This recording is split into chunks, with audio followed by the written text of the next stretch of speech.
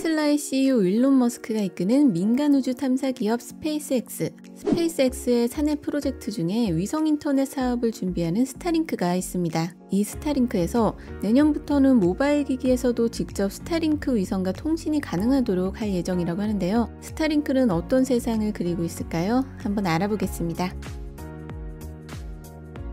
일론 머스크의 위성 인터넷 사업 스타링크는 요약하자면 저궤도에 소형 위성을 쏘아 올려 지구 전역에서 이용 가능한 초고속 인터넷 서비스를 구축하는 사업입니다. 기존의 위성은 너무 높은 궤도에 올리기 때문에 신호가 오가는데 시간이 많이 걸리고 느리죠. 또 안테나 장비도 비싸고 클 수밖에 없는데요. 스타링크는 상대적으로 가격이 싼 작은 위성을 낮은 궤도에 쏘아 올립니다. 지구에서 거리가 가깝기 때문에 신호의 지연 시간을 최소화할 수 있고 속도가 훨씬 빨라집니다.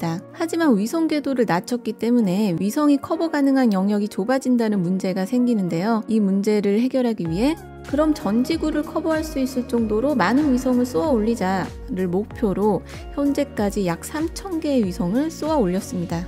스타링크는 앞으로 총 4만 개 이상의 위성을 쏘아 올릴 계획을 가지고 있는데요. 현재까지 인류가 발사한 모든 인공위성보다 4배가 넘는 엄청난 수의 위성입니다. 이 때문에 스타링크로 인해 우주 쓰레기 문제가 심각해질 거라는 우려의 목소리가 있는데요. 위성이 지구 궤도를 따라 돌다가 연료가 고갈되거나 위성에 대한 통제력을 상실하면 우주 쓰레기가 되고 말죠. 이 우주의 잔해물들은 지구 주위를 수천 킬로미터 속도로 돌면서 지구에 위협을 가하게 되는데요. 스타링크는 이 문제에 대해 스타링크 위성은 우주 쓰레기를 추적해서 충돌을 회피하는 장치를 갖추고 있고 수명이 다하거나 통제불능 상태가 될 경우 스스로 궤도 이탈 후 대기권에서 연소되도록 설계했다고 이야기합니다. 그럼에도 여전히 꽤 많은 사람들은 스타링크 위성이 통제불능 상태가 되어 우주 쓰레기로 도배된다면 대기권에서 연소되어 사라지는 데 소요되는 최대 5년의 기간 동안 다른 발사는 일체가 불가능해진다고 우려하기도 하고 인류 전체가 언젠간 일론 머스크의 사업에 대한 대가를 치르게 될 것이라고 경고하고 있기도 합니다.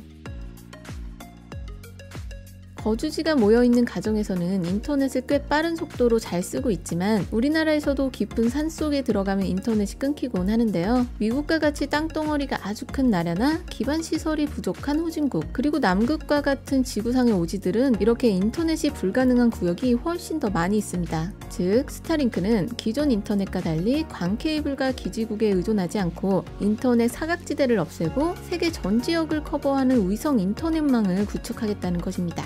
이렇게 되면 후진국에서도 저렴하게 인터넷 이용이 가능해져서 새로운 고용이 창출되고 선진국가의 정보 격차가 해소될 수 있죠. 또 섬, 사막, 산악 등 오지에서의 인터넷 서비스가 가능해져서 재난 시의 네트워크로 활용될 수도 있습니다.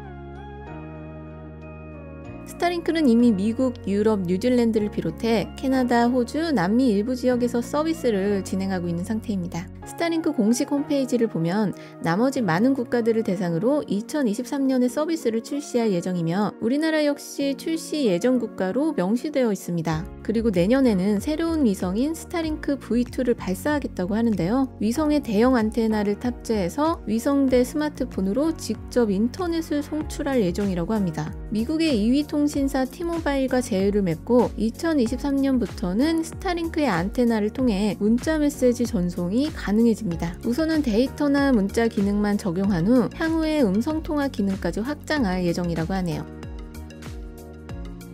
사실 스타링크는 글로벌 인터넷 공급 사업만을 위해서 준비하는 인프라는 아닙니다. 일론 머스크는 땅속부터 우주까지 엄청난 포트폴리오를 가지고 있죠. 전기차, 자율주행, 우주선 등 데이터로 움직이게 될 모든 사업에서 바로 이 스타링크의 위성 인터넷 서비스를 네트워크의 중심으로 활용하겠다는 의지를 가지고 있는 것인데요. 특히 테슬라는 주행하며 생성하는 데이터를 모아 계속해서 자율주행을 업그레이드하고 있죠. 이 과정에서 데이터 송수신에 스타링크가 본격적으로 이용된다면 테슬라의 자율주행 기능이 훨씬 더 원활해질 수 있습니다. 완전 자율주행 시대가 찾아오고 데이터 송수신이 점점 더욱 중요해진다면 위성 중심의 네트워크의 가치는 점점 올라갈 것이 자명해지는 것이죠. 내후년에 시작될 스타링크 V2 모바일 통신 서비스 수준이 어느 정도일지 궁금해지는데요. 글로벌 디지털 격차를 완전히 해소할 이 차세대 위성 네트워크 시스템은 어느 수준까지 도달할까요? 사막이나 바다 한가운데 오지에서도 비행기에서도 자유롭게 인터넷을 쓰는 세상은 결국 찾아오게 될까요?